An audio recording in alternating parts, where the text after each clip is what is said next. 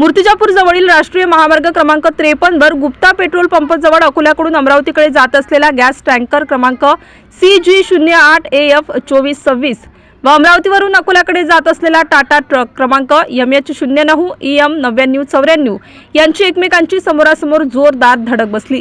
या अपघातात driver साइडने dash झाल्याने गॅस टँकरची डिझेल टँक फुटली व टाटा ट्रकच्या केबिनचे मोठे नुकसान झाले आहे। सुदैवाने यात कोणतीही जीवितहानी झाली नाही।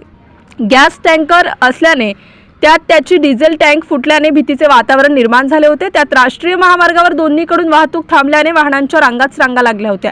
घटनेचे गांभीर्य समजताच घटनास्थळी मूर्तिजापूरच्या तहसीलदार शिल्पा बोबडे यांनी घटनास्थळी धाव घेतली। तसेच मूर्तिजापूर ग्रामीण पोलीस स्टेशनचे ठाणेदार सुरेंद्र राऊत व शहर पोलीस स्टेशनचे सहाय्यक निरीक्षक वडतकर, हेमंत गर्जे, सुरेंद्र पांडे, स्वप्नील खाडेसह शहर व ग्रामीण पोलीस स्टेशनच्या कर्मचाऱ्यांनी मदत व बचाव कार्य करून वाहतूक सुरळीत केली। MCN न्यूज मराठी करिता धनराज सपकाळसह कॅमेरामॅन नरेंद्र वाढोणकर, अकोला।